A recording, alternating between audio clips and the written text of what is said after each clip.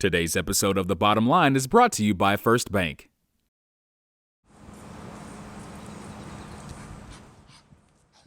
Jim, in their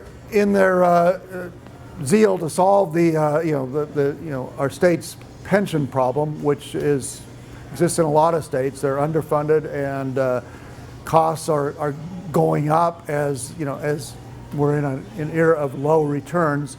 Anyway, in an era to partially solve this problem, our state pension fund Mosers is considering offering a buyout to a lot of former state workers.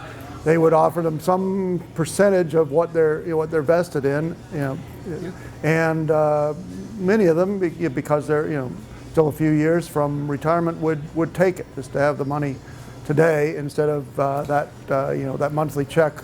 That chunk of money that you're getting now is very tempting, but watch out. These are usually bad deals for you if you're thinking long term.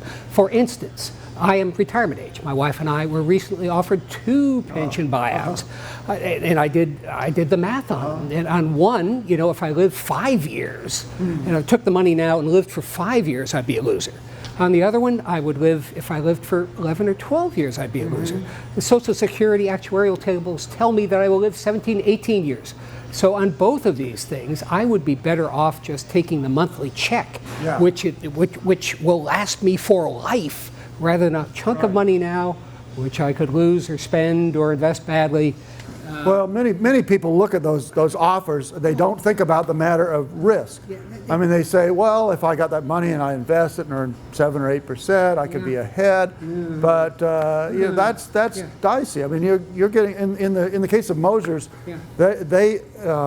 their assumed rate of return is something like 7.6%. So they're going, the way they're going to calculate your buyout offer is they're going to give you less. If they're going to get that, and you're going to get less. That's exactly so it. You'd have to earn more than that, and it certainly wouldn't be guaranteed. You're giving up a guaranteed income. Safe asset for a risky one, and nobody in their right mind would do that unless they gave you a premium, but it's still so tempting.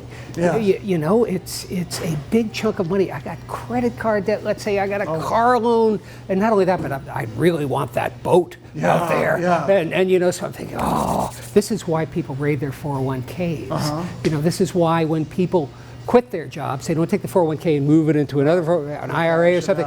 They cash it out, and and then they're 65 and they're eating peanut butter and dog food, and There are circumstances where it could make sense. I mean, I think if you had a lot of credit card debt, paying a high rate on that, and you could get out from under it with this offer, then by all means take it and do it. But if you're just using it for, well, if you think you can sort of beat the markets with it, I mean that's wrong.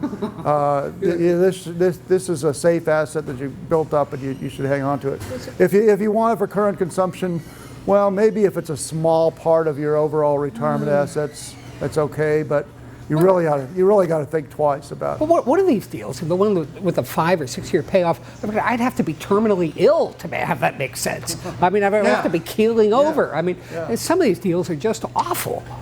Yeah, I'd say definitely get a lot of advice and think very carefully. Think 2, 3, 4 times before taking the cash.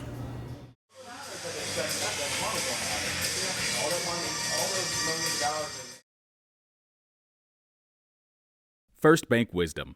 You don't have to be around for a century to know what counts, but it helps. Let's look ahead.